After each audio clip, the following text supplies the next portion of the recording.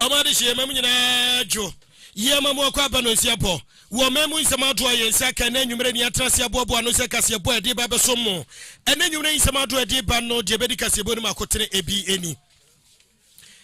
NPP amanyo ko ye hwe ni mu se wo mo adwumadi a de kine beba so no wo mo betimi akoso no mayo na ye ne wo mo mpanifo do adi nkomo mo chese ahobo ne bibie gu akwa mu anse nyankopon ya adom akina wo be frase na wo madi se adwumadi no e won seme na anwumre yi wo bete prophet Osubempa na nanagrada aba bonte de betu dwa se ayi Osubempa wu na Osubempa na anwumre wakaso se maame no won so mfiri wonko nsem o ka no kura bie ne ho ewo mu e won sem ye deba gutafo wa sentimentemu wo mubuofu wo mo chese kwanya custom for do mo nam so no wo mo bonyo so kra ne senti sempenifo anhwe ne anhwe ne anya bibia mfa ho a won be demonstration na ECOWAS sempenifo ana Ghana Catholic Bishop Conference dia to manim se nije ntokwa no ne niam do ekoso no hwa no ma mfa force memo mo for den so na emom wo mo hwe no mo ne mpenifo do ntena sinsin konya na won be ka mo nka se de be yie betimi ato yie Galaxy Foundation Ghana and then woma free health screening diama addition me wa sonkori ene ne mpatam honum ye ne mumpanifo di nkomo mo ma kire yen de nti omo di se adwumadie yi weni nsam dodo no ne yetrase na anwumere yi ayede som mo se anwumere no nsia bremu Kasiebo hye so ensam ni nyina nam time 96.9 FM kasa fidie so eko na akwa information centers auto bebrebe ani Asamoah ties Goliath achina ni ma me 1 week ne eba so e wo Shangara Park bidie so Goliath kafra wa te shedin anyasem keto allo sport allo parliament to bedru no no mo so abie mu pa ho na gidi anamodi ni poster akobo so obekọ assemblyman eti wo fans so hopa bruta anyasem keto na yemfa sedama time FM no obo asibites ena kabom di intercommunity soccer tournament ehihye so na die tienie form so 500 Ghana cedis tutumrika na bra front desk na community apeso si Akan bi no bra na be for forms 3000 Ghana cedis udin kan ya hotos mi no 2000 hotos mi 1000 Ghana cedis etisha so your title sponsor your boss bitters of the moment Ujima Travel and Consult Doggies Ventures so munyina ka ho eno mo boss na bi ebedi mu Lesmok Pharmacy Limited enie Lesmok si ba bia wo hye bia no wo de hye ho katere yen yi asutre ye di waduro no bebrɛwo ba bia wo bia Lesmok Pharmacy Limited we bi enkrabatan foforo ewo boase kanse kotesia wo de wi asutre pe ye de beba gem ho ne ma eni ba bia wo no nduro no ye de bebrɛwo boase gauso market tutu kabian ko kranche building story building no 0555 122 0547 413 980 Frewon CCA Nicobek Enterprise ni mamo pe cement mamo pe paint open iron rods wheelbarrow sounds na roofing sheet nails ni general goods oboase agaposo wani methodist asafuni di hwedimu fre 0242602405 odotobri kwajo hiring services ni enkonya ni canopies ni sound system dinner tables ni funeral donation box mattresses outdoor na open odotobri kwajo hiring services mamo pa alcoholic ni non alcoholic drinks womadaroma ombabo ye pa fre 0509 892-387 wabuase bogobri nana redu school in cheho wabuase bitesini bitters of the moment we your ba wanted that ye bo adwuma no na so da o say team wanted that your boss bitters so no bia ye de to ani ma wa fe no atem ush that is a yes ade na kokko de awa gazabo say koye pa pressure ni diabetes ni pass ni go no na syphilis ni ade no eno kra de your boss bitters no what ne te your bitters of the moment say yana na no ha ma no na Dr. Amu Collins wa to ne boase wa ye ho adwuma and wakika bom no dia frefra no dia yensa no tiamanfo dodo no de ti hu adanse wo boase bi tese ana eye kama se bomadia na onsanka bi na nwumere yi wo madama ne kutam no maso yasene aye de Kasiebo no eba yemfa asidama abushapani kwabena hemme na dama wana sema mapita na se bona chidom na UG trafidie na chi wane George na from the niam atututum ya ko YouTube live muko YouTube a obo wuram wo hodoma chese de da hodoma anya asem ketwa sanso na ni tanso trafidie na chi na wachinchimuo midini na nake yabo abrewana na pesema ka afei Kasiebo no di chemu sei edetie Nyankopon ya adoma edechina eni ampa beja MPP amanyuko wo mu guso ya hoboa adaye nipadu wo mu nyina se ye mu akwanya na mu medi party nanim se de beya wo metu franka de MPP amanyuko no na so se bio ye nya ni sa ye ni se nya yie party ne de nhihye awodo agu akwamu se ye ni nka nkokoto aba nso ne so nyiyim nipa makoma kunum ye nyu wo mfrim na nka nipa numu a wo mo nso ye beto nso aba ne yi ba ko a wo no ne betimi adi party nanim sa nyiyimu abato ne de kira eba so ye ni mpanifo awodo eda abato na no ewo MPP amanyuko madi nkomo amoma kyerɛkyerɛ nsɛm awodo bebremu edi amaye a anya asɛm keto akra na opening kesi a ye ne bo nkomo Ayura Evans di Mako Director of Elections said ye ne di nkomo a wo kyerɛ yen se eye no kre which party ni constitution article 13 clause 19 can play say dwumadie bi atise no monko na monto aba no nyi nipa makoma no mfrim maninka nipa num ti Director of Elections and Research Ayura Evans di Mako and odi tu animu kyerɛkyerɛ yen se bibia didana kwa mu a wo hwɛ animu se de kyina bato no betimi aba so already today the delegates will meet in all the regional voting centers as well as the party headquarters. We are ready. We've put in charge in terms of security the National Police Service. In terms of the conduct of the exercise is the Electoral Commission. We expect that on Saturday our delegates will do the needful, will comply with the security arrangement put in place, cast their votes at the various centers and return to their respective areas. And then when it is 1 o'clock, the EC will do the honor of opening the ballot, sorting, counting, and then recording to all the candidates the figures that they would have gotten. As we speak, all the ballot papers have reached the regional secretariat of the EC as well as the registers. Aspirants have been given the final voter register. We just finished engagement with them, and so everything is set for the party to conduct this special electoral college. Wey Zema Director of Elections said ma MPP amanyoko no wode etu eja na owie no na lawyer Justin Kotu Afrimpon wono na MPP General Secretary no de bi so do chese bibia de na kwamu na nipa hodo bia mo ekasa na fashion way openi na nya daja chechem sampa niema de na kwamu mo hwese de bia bato no ebe yenkunimdie issues yes ya kampu we ha ye do akotena ha we do akoyese ni evidence pass matise asma bi akokampu obi e wa ha na se we akokampu we wa ha ni pass 960 akoto abai sabi me general secretary obi ma campaign o share national officers o share members of parliament o share constituency officers regional officers me didn't say am penny form way obi bet match tro mo nsa se me do kwa kwhye dem se chinchina atuma so mesia na so obentin etime sa issue ni allegation ebi mo kano mesremo se bi wire campaign onen nkofo ahia ono makasa delegates om koto abekna no adista obi ni bebe about na ba ko ti ye nyina de hwe ne se normal say dey buy nyina from the one yeti obia consent and obia issues or dey buy addressing nyina no ena kakra ya kai ye hwe na ye ma bibia nkwa asundwem na wi asundwem a eyi nyina ye busua ba ko ekokesi ede enim ene 2024 tin de mekafa echa elections never ne ya me ko na me bo echa say me ko headquarters a me ko to aba said obia ko to aba as general secretary me ni director obia submit my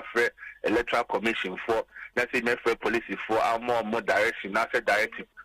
anything elections committee obia no o issue bia who rep na elections committee for you know no aka sama chow me na me bo echa say bi kra ha me a me am call elections committee rep na me na kasa na afre so hwe nhyehyɛ ya omodi aba na yeso obia no ho kwan so obeto aba na de phone be picture obia so no ho kwan se obeto awie no obepija paper na akɔsoro na obia hu ba bia ato aba no kɔe eno elections committee for no I clear money electoral commission for akasa omoni police for akasa so obi obesa ade bia police for beche no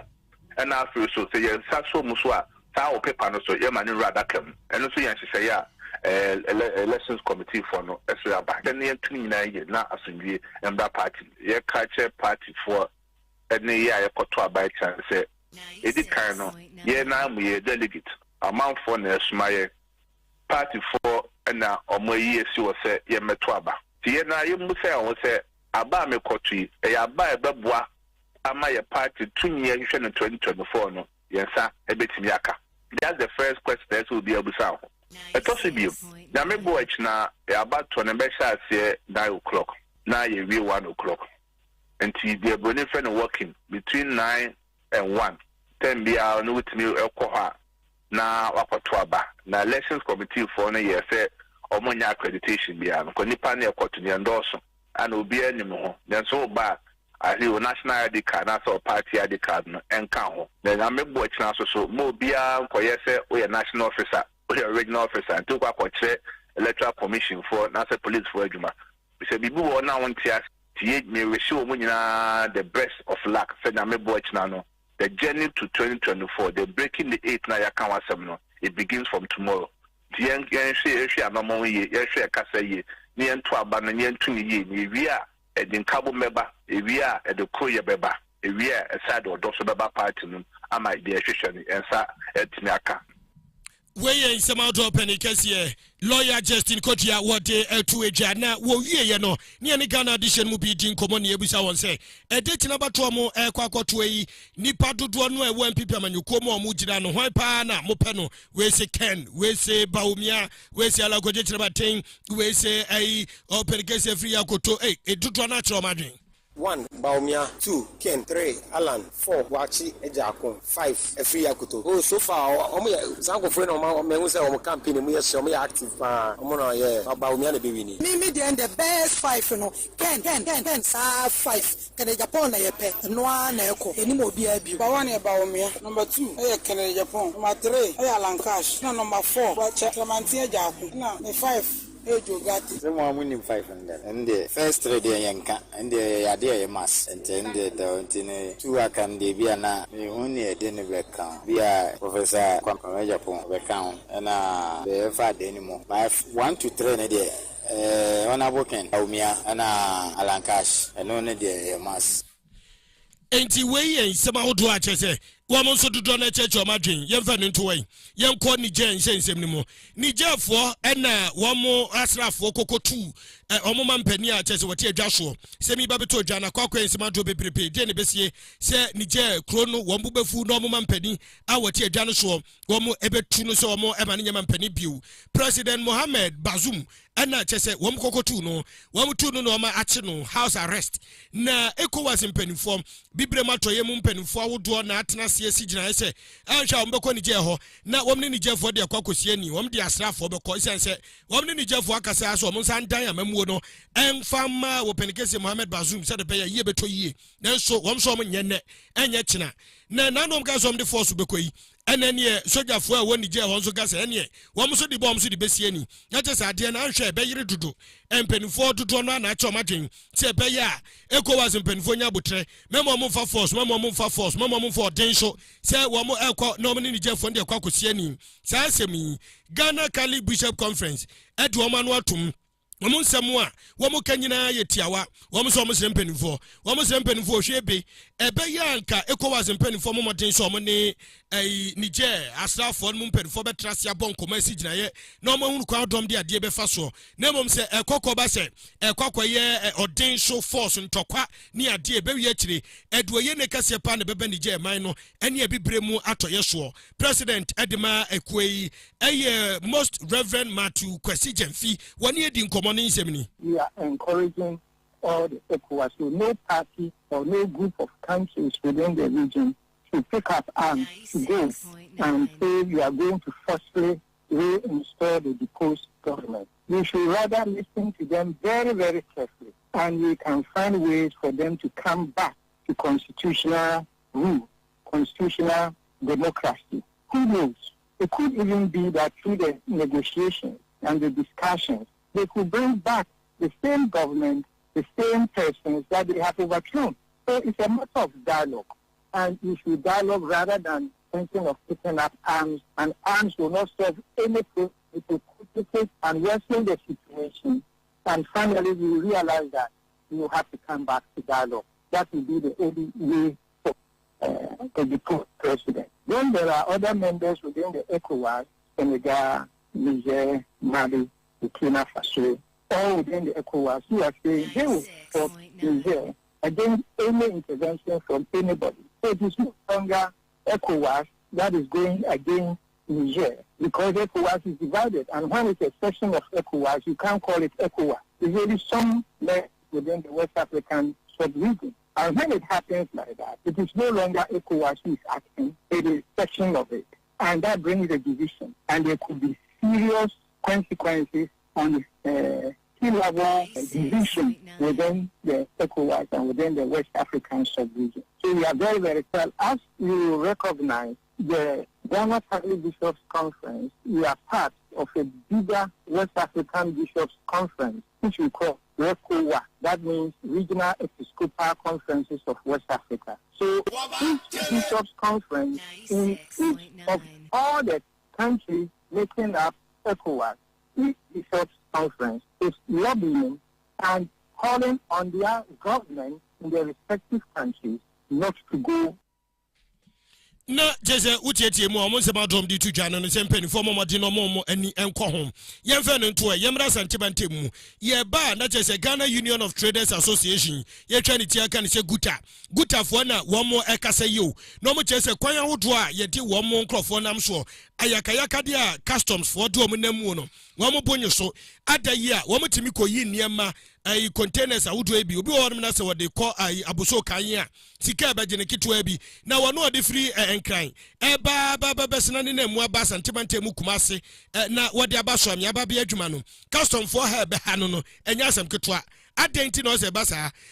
aden wo no ne niema wo koyi no wo so ame mazin na ye be ha no e wo kwam na so de ode ne de kwa abuso kan de yen ha ne se ade ibie eno na aka ho a wo mo bontre ha se sempanifo anhwe no ma anya bibia amfa ho a ene ehwe be wo mo be demonstration de tempanifo yewra Antonio Pon wono asantemantem guta dwentreni wono na kan semi. So if the government want us here in Ashanti region to stop doing business, he should tell us so that we should all stop doing business in Kumasi, and all those people of us who are the capital to relocate to Accra will go to Accra, and Kumasi becomes empty, bereft of any business here, because it looks as if there is a deliberate policy to destroy businesses in Ashanti region. If not, they should come and tell us, because we don't see the reason why I would have a 40-meter container coming from Accra. Somebody is taking a 40-meter container to Aboso Kai. Nothing happened to that person. But me, who is paying a higher transportation cost, have to contend myself with 4 custom barriers before I can get to it. And the worst part of it, in most cases, the container will go all the way to some magazine and they will chase it and bring it to their yard. What is happening? What is happening? So we demand answers. We demand that the people are hungry. Tension is rising. And if care is not taken, if nothing is done by it,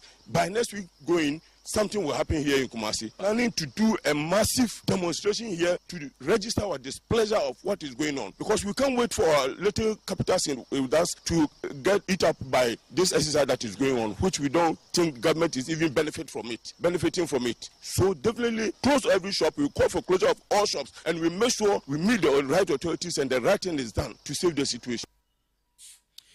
We some out to say omo attitude and to omo we say penny for shany bibi fa wan just hwebe wo mo betiatua ye fa no nto ye nkoyanim ye call ye prophet Ozubempa na kache na no yete wa na mame agrada babon tede betu just prophet Ozubempa wa kwakowu e wo UK Aten agrada be kan sema do bi atise yi wodwene wa oti ase wono na woda Glorious World Power Ministries ano chese ehunsem babeto abonte say mame agrada na eka say openikesi Ozubempa Isaac Ozubempa wato nananum ewanse do ne asida bi we dia no odin dodo eba ne say ya nana agrada chese yewra Isaac Ozubempa prophet what nani chemu UK ekwo mame ngege ho ene mame ngege twetwa photos ni ade na prophet no yare nto yeso okwa surgery mu no afa so ato nana no wanse do na mame ngege ya na dwen se wo peso kata niema so fofu niema so asamu agrada aba bonte beka ye de na mu awrem de pa na besie so obega se operikesi Ozubempa wawu na so nwuye mu de mu nti agrada Ozubempa akowu ewo UK ama NNN4 achidi4 NNN4 achidi4. They are trying to talk to the man, but Mami Gege is trying to lie to them. Say baby papa no wono a 2 hours drive of Bua. Reverend Isaac Ozubempa is dead. Breaking news and I don't know. Wako ewo UK. Oh yes, it's a fact. Mama yam fa gronton chen abusia. Oh yes, Owusu Bempa is dead. Wakuwu ewu UK. Sana Owusu Bempa ba UK ni nyina no. Na omo say, omo ne de ne ba betwa ne nan no apro no. So they, oh yes, brother, sister, mama yam for social media someone to don't laugh. This is not laugh matter, please. Mama yam for your differences and beef from Tonchain. Oh, ahomachi and nekana time ahomachi and Owusu Bempa. I'm telling you the facts. I'm telling you the facts. They are trying to say any secrets, but me say me somebody about 12 months. Owusu Bempa is dead. Reverend Isaac Owusu Bempa is dead. Wawu was UK and for they are trying to find it out. But Owo Ayadepa near the Swobi. The man is dead. Mami Gege is trying to cover it up, telling people, a 2 hours drive. And I want you to come out and cry for everybody to know. So Owusu Bempa, Owusu Bempa is dead. Owusu Bempa is dead. Owusu Bempa is hot as shock. Wabe wo UK. News wa eda hono no. Me catch them will say. Mami Gege mpe Owusu Bempa. One of the Owusu Bempa be UK no. They were bringing the man to the UK to kill the man because of politics. To kill the man because of politics. Owusu Bempa is dead. Hey, na asemo na mame work anu no. We is about to just agrada what to judge as a prophet Owusu Bempa. Wawu why what a shock. Na yenya reverend and you say prof way Isaac Owusu Bempa yes wawu. Mame agrada na just wawu. Na wawu. Mwa in your course bebre masofo mo Ghana me mpanifo me family obi afre say you say me ba hospital na me ba say me ba behwe me ho yare na me ba no ma ba be media but enya no kre mama me yare me be ye asori na ne kra na me start program no ana asori na me ba be na me start me no china me ne Sunday na me adma next week ya be san to aso Thursday and Saturday and Sunday the na fi ye prepare abagana inti sansem ne nam social media ne nam Ghana na enya no kre busa me a wankasa wunua ene odofo Owusu Bempa na one ne kasai me pa cho me wo UK me wo London sisi a ye bedru Monday no ye free Ghana Monday me bedru Tuesday no pa eti me UK sisi a na me no kasai boni bia nyanto me nyamia dom boni bia so nto yeda old kra minya bi de ne program na be no kra no ye be ne life am obi open so hwe bi obi hwe bi me birthday no me birthday bia na ye kokobo but this year kra me busy to extend say me nya time anya training bebre intimate mi kra manche me bo kakre balance ya ne de yetimi bo chei na next year de me bo full 90 minutes ni nyina nyame ya aduma next year because me shada ye training pa nipa mui na nso mami agrada say prophet Owusu Bempa wu esro wenso wotane ni nya beef tane ni twa so pa wotane ne ko nanu omo ntokwa ba ya ne adimpenfo ne siesi ti wonu kwanya hint say prophet Owusu Bempa wu na anu odin dodo na prof Grega say nya no kra wonwu wote ase no no kra ne birthday no obebo 90 minutes ne ho odin say asem yemfa nto way Galaxy Foundation Ghana enoma aye free health screening ewa sonkori na Galaxy Foundation Ghana yi womo aye adwumako bia nsha banase a womo no nyemfa so bum enomo pa na semfa so nti no mo pe na mo ye adwuma de boa woni e ho ahoyehia mu na o maboa safo no obu ono ma wo hawbi na nso oni sika wode kwakoye surgery oni sika wode kwakoye oni sika wode kwakoye nti wo mu no hu sa ne ma no a no ma hwe kwan do be fa so aboa masafo no so yedie ene o mapom de be fa ne ntuma pefra nti ena Galaxy Foundation Ghana wo mu ewo ho na ene wo madi dwumadi so kokora wa sonkore ne mpatamu a wo mu ahwe ayeye surgeries ahodo da screening hwehwehwe ndi papom den ni ade a chese nyame anim ni ne moto am tuye no na ka koma yie papa pa sanse o maye nyankopon eni so ade wodwenteni di ma Galaxy Foundation Ghana openi David to Memorial Hospital ewo asonkore no den pa na techire nti omudi se adwumadi ene Galaxy Foundation ko ansha ban ase a yɛde ho asi wɔ sɛ ɛbɛboa sɛbi ɔmo yade ahodo ɔmo ni sika ɔmo de bɛyɛ no ɛbɛyɛ free plastic surgeries ɛde ama saafoɔ no so far yɛ budgeted for nipa 100 but ɔmo register yɛ nipa over 260 na register nti enum 260 na doctor abɛpick 100 deformed patients afrim the surgery is 1 month away nti after no yɛbɛhyɛ date for the surgery in the following month yɛte cases mebre so obi won ma wɔ ne ba mantemo for kacha ni sɛ yɛnkɔgye ɔmo kwan na futu am de ma ɔmo sɛ so sɛbi wo akra ɔwɔ saa yare na menkɔto no ntwena na sɛ menkɔgya ne kwan na ode ne ba ebitimi aboa ayɛ surgery no ama no de metimi aka ne sɛ yɛnkɔte ahambra ne nyina ne money boils down to everything and at the plastic surgery is one of the most expensive surgeries in the world. Send a beya, a bit me a bonny pamebe here and cross support, any company support to offer free surgeries to the needy people. Departure a free surgeries, free registration, screening, and a surgery will be free and you will be actually. Wowie na Dr. Emily Tano wono wɔ plastic surgeon ɛwɔ Konfadoche abanya asapiemu ɛwɔ Kumase wono so ne nsɛntwɛfo di nkɔmɔ kyerɛkyerɛ mu nneɛma ahodo ɛde yaredɔm bɛtu di padua so. Galaxy Foundation afrɛ sɛ yɛmbɛboa mo na ɔmo timi help Obuasi municipality and beyond. So yɛba yɛ anɔpɛ yɛ start screening no mean that yade ben and Crawford omode bae and yade no omode bae sa yade betima ye operation afa ho ye bae no nkoda wo mpanyifo wo maso wo memaso wo be so far no the ye screening ye me ma screening about 24 nkoda wo omode hernia aba because paka hydrocele so wo na goitres so wo na lipomas so wo na nkoda no so omo hyehye ye mo nsa akwankwa eno so bi wom but the good news is that they yehu ye no nyina attend that we should be able to operate on them e betima operate omo but say bi o me plastic surgeon e ye ni nyina na mbeye so ye screening no wi a beto mensa afre me other colleagues for no general surgery for wo ho pediatric surgery for so wo ho urology for so omo wo jinso problem na ya afre omo na omo aba na omo so abeboa na ya betima ye bibia aboa Obuasi for won say yare no obi wo ho a ye wo na yade no wo ho bia woni mami yam kura na yade no wo ho this is a friend congenital obi so wo ho a yare no wona busiam enye no na opewo be e wona busiam so ono so onyina na yade ne na aba ebi so wo ho a adwuma yeye sese no nne no mehu about 3 farmers me so no mehu na omunyina wo henia na bi so wo ho a yade bi betim di yade foforo aba obi so ba or prostate there be our ginso or chim say or beginso ama wanya hernia so that no so say so untimi can say we are there back na ma we buy so be wo you are born with it omo wo na wo bi so wo ha e wo abusiam bi so wo ha o lifestyle adwuma wo ye e betima de ya de so aba so eno na ye but the good news that sa yare no nyina no ye betima treat de e ba ha na no de by the grace of God ya de bi wo ha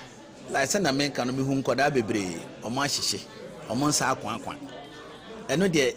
obetima prevent obetima kan kire ne ma se na oba na oyare so wahu de esi ye so next time no eya hwe omuso yie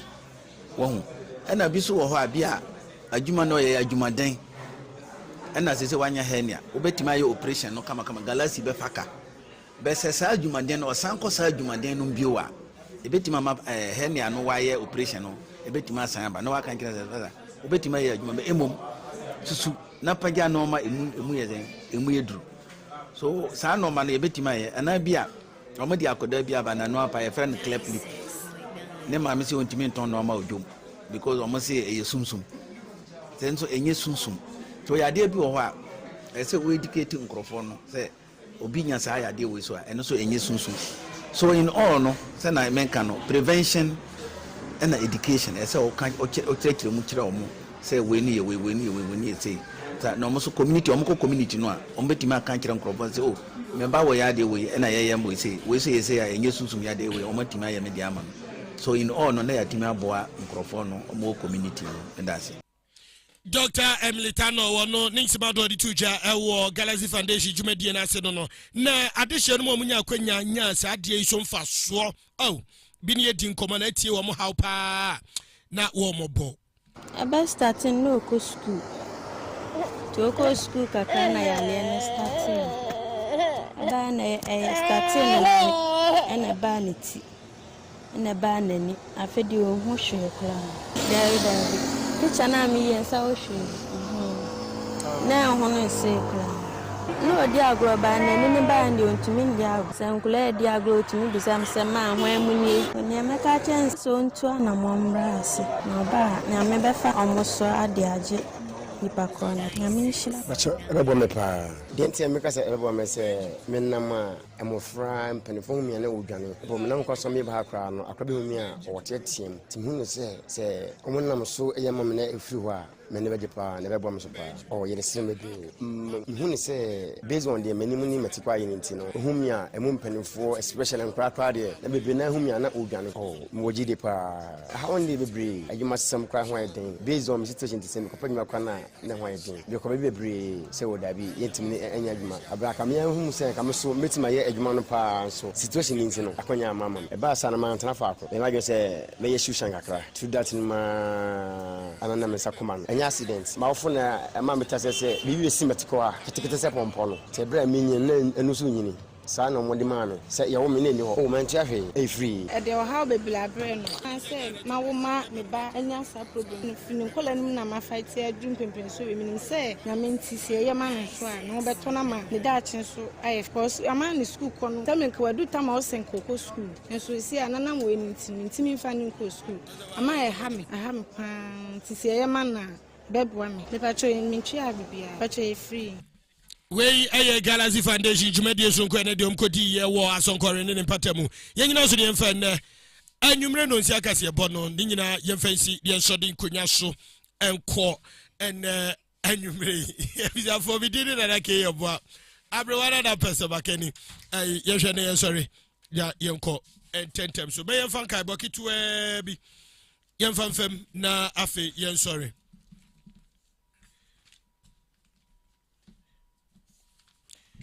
Amijan Kabo we free Honorable Elijah Danse Bona ho Tienfanto MC Honorable Elijah Danse Bona Honorable Alexander Kwabena Akan Kania Santimante Musafo Honorable Faustina Emisa DC Yoboas East Nana Mwanima de Tosumi no Danse hima ene Nana Efia Free Far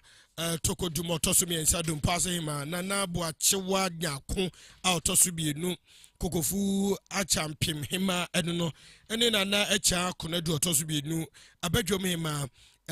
clergy nananom ene Christopher nyina se omodo boasefo amo asiye papa in fact omo edam ase papa jumedie sunko achese baso no munyina momra na mfa mo anim onyam meta achire se de beya enema bekoyie we book launch kese pe baso Dr. Love Konedu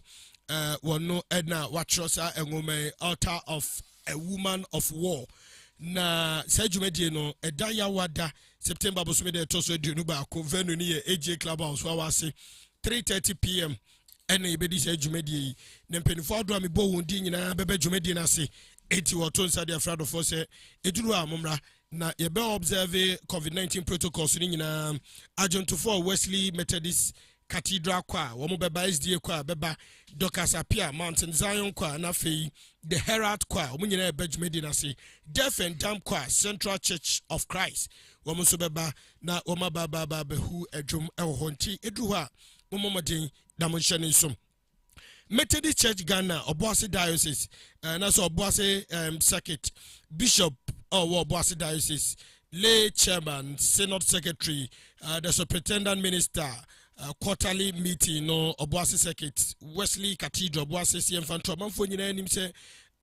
post commission Thanksgiving and sign of service no baso we ye dia share Evangelist David Hayford ewua ene message abeta ewua wo mani munyam dwumadie no kwasi ade ya ene dwumadie no baso Wesley Cathedral omasafo ni munti edru ha momodin na monshede so na Assemblies of God Church Amazing Grace Chapel Bugubri what the 14 days as you want my prayer and fasting the Lord shall grant me what I ask of him dwumadie no baso host ni Reverend Paul Anani na kasama for Reverend Samuel Edu Reverend Samuel Bafuwa ajum to for church choir